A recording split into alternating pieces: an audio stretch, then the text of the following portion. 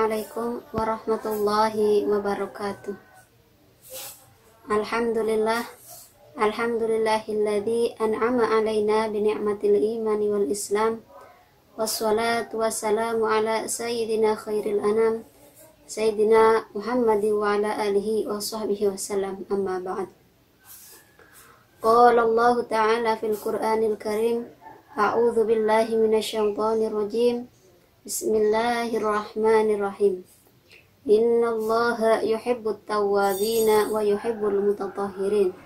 Shadaqallahul adzim. Segenap sivitas akademika MTS Negeri 1 Tegal, marilah kita bersama-sama memanjatkan puji syukur kehadirat Allah Subhanahu wa Ta'ala yang mana telah memberikan kepada kita semua beberapa nikmat, baik nikmat iman, nikmat Islam maupun nikmat ihsan, sehingga pada kesempatan kali ini kita masih diberikan kesehatan dan bisa menjalankan ibadah puasa Ramadan di tahun 1442 Hijriah dengan keadaan sehat. Alhamdulillah. Kedua kalinya sholawat dan salam tetap kita haturkan kepada junjungan kita Nabi Agung, Nabi besar Muhammad Sallallahu Alaihi Wasallam, yang mana kita senantiasa nantikan syafaatul uthmanya di yaumil qiyamah. Amin amin ya rabbal alamin.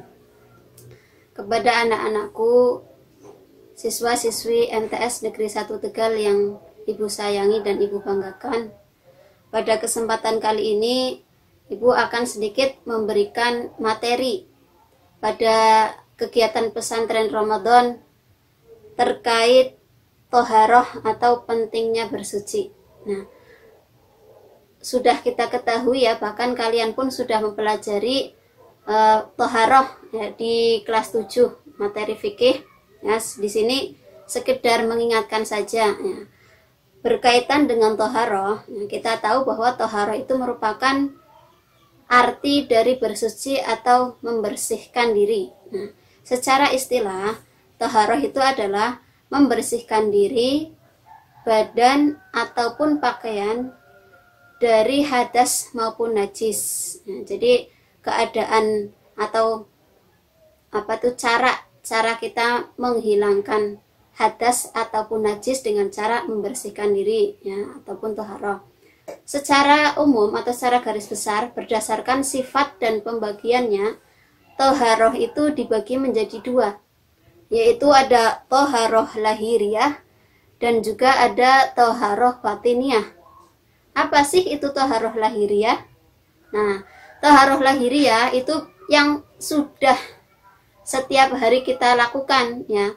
Adapun toharoh lahiriah itu merupakan toharoh atau kegiatan membersihkan diri ya, membersihkan diri, pakaian ataupun badan dari hadas maupun najis. Contoh, berwudu, istinja, mandi, ataupun ketika tidak ada air bisa menggunakan tayamum. Nah, intinya lahiriah itu berarti sesuatu yang nampak. Nah, sedangkan yang kedua itu adalah toharoh batiniah. Apa sih toharoh batiniah? Nah, toharoh batiniah itu kan batin, terkait sesuatu yang berada dalam hati. Namanya toharoh, membersihkan, berarti membersihkan sesuatu yang kotor. Sesuatu yang kotor yang ada dalam hati. Contoh penyakit hati yaitu syirik, ria, ataupun sombong. Nah, bagaimana cara membersihkan kotoran batiniah? Caranya dengan apa? Dengan bertaubat kepada Allah dan berjanji tidak mengulanginya kembali. Nah, jadi batinnya itu berkaitan dengan penyakit hati, sesuatu yang tercela. Nah, semoga kita senantiasa dijauhkan dari kotoran hati atau penyakit hati seperti halnya yang sudah Ibu sebutkan tadi. Nah, kembali lagi kepada toharoh ini ya. Di sini akan lebih diutamakan toharoh lahiriah. Pada kesempatan kali ini ya, Ibu akan sedikit menjelaskan toharoh lahiriah, yaitu berkaitan dengan wudu. Wudu itu merupakan prosesi atau cara menghilangkan hadas kecil. Nah, Hadas kecil itu merupakan hadas atau keadaan tidak suci seseorang, ya, karena alasan-alasan tertentu. Sebab-sebab seseorang berhadas kecil diantaranya adalah kentut, ya, pipis atau buang air kecil, buang air besar, nah, dan lain hal sebagainya. Nah, bagaimana cara menghilangkan hadas kecil?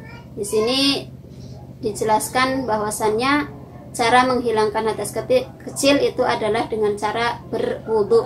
Nah, dalam hadis riwayat Bukhari wa Muslim, Nabi Shallallahu Alaihi Wasallam bersabda, Bismillahirrahmanirrahim. Qala Rasulullah Shallallahu Alaihi Wasallam, la tuqbalu sholatun man ahdasa hatta yatawadda. Jadi Allah itu tidak akan menerima sholat seseorang, ya, yang berhadas sampai dia berwudu. Makanya ketika kita akan melaksanakan sholat, wajib bagi kita sebagai orang muslim itu berwudu terlebih dahulu. Karena jika tidak didahului dengan wudu, maka sholatnya tidak akan sah. Nah, karena apa? Berwudu adalah salah satu syarat sahnya sholat, harus suci dari hadas maupun najis. Nah, Rasulullah Shallallahu Alaihi Wasallam bersabda, ya, bahwasannya at-tahuru syatrul iman. Bersihan itu adalah sebagian dari iman. Makanya kita sebagai orang muslim, orang yang beriman, bersuci itu adalah menjadi sebuah rangkaian, ya, rangkaian ibadah yang tidak akan pernah kita tinggalkan. Anak-anakku, siswa-siswi MTS Negeri 1 Tegal, sesungguhnya Allah itu mencintai orang-orang yang bersuci dan mencintai orang-orang yang bertaubat. Bahwasanya innallaha yuhibbut tawwabina wa yuhibbul mutatahhirin. Allah mencintai orang-orang yang bertaubat dan mencintai orang-orang yang mensucikan diri.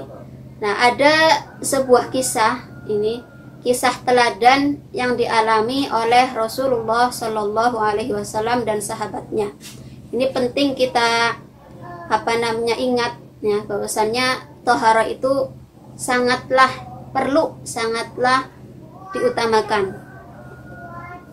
Kisahnya seperti ini, ya. Jadi pada suatu hari itu sahabat dan Rasulullah Shallallahu Alaihi Wasallam sedang melaksanakan perjalanan. Di suatu tempat di pertengahan jalan, tepatnya itu di sekitar pemakaman, Nabi Shallallahu Alaihi Wasallam mendengar suara jerit tangis seseorang yang berada di dalam kubur. Allah itu memberikan kelebihan kepada Nabi, mampu mendengar orang yang sedang disiksa di dalam kubur. Kemudian Nabi berhenti sejenak sambil menitikkan air mata. Tak lama kemudian Nabi berkata, sesungguhnya saya mendengar jerit tangis seseorang di dalam kubur. Kemudian Nabi mengambil pelepah kurma, ya, pohon kurma pelepah itu ditancapkan di dalam kubur orang tersebut. Kemudian sahabat bertanya, ya, apa yang dilakukan orang tersebut, ya Nabi, sehingga orang tersebut disiksa di dalam kubur? Kemudian Nabi Shallallahu Alaihi Wasallam menjawab, sesungguhnya orang tersebut disiksa oleh Allah Subhanahu Wa Taala karena dia tidak melaksanakan istinja atau bertoharoh, bersuci setelah dia kencing atau buang air kecil. Nah, maka dari itu penting, ya, untuk kita semua memperhatikan toharoh, terutama istinja. Karena apa? Allah itu tidak menyukai atau membenci orang-orang, ya, orang-orang yang berhadas. Semoga kita senantiasa menyempurnakan kebersihannya dengan toharoh, dengan beristinja ataupun dengan mandi. Ada suatu hadis, ya, di mana yang isinya itu Nabi Shallallahu Alaihi Wasallam bersabda, nanti di hari kiamat itu Nabi Shallallahu Alaihi Wasallam akan memberikan syafaat kepada orang-orang yang berwudu secara sempurna, ya. Dalam hal ini wudunya itu benar, tidak ada rukun ataupun tidak ada fardu wudu yang tertinggal. Nah, Nabi mengatakan bahwasanya nanti di hari kiamat beliau akan memberikan syafaatnya bagi orang-orang yang badannya basah terkena oleh air wudu. Karena apa? Ya, basahnya air wudu itu akan menjadikan wajah kita bercahaya, sehingga itu akan menjadikan bekas nanti sebagai tanda, ya, tanda-tanda bagi orang yang berwudu, yaitu wajahnya bercahaya. Nah, maka dari itu marilah kita selalu mengingat toharoh, ya, marilah kita selalu menjaga wudu kita, terutama supaya apa? Supaya kita bisa mendapatkan syafaatnya Nabi Muhammad SAW, karena dengan berwudu dengan sempurna. Mungkin itu saja yang bisa Ibu sampaikan, kurang lebihnya mohon maaf, ya. Apabila ada kata-kata yang salah ataupun yang kurang berkenan, saya mohon maaf. Wabillahi taufiq wal hidayah. Wassalamualaikum warahmatullahi wabarakatuh.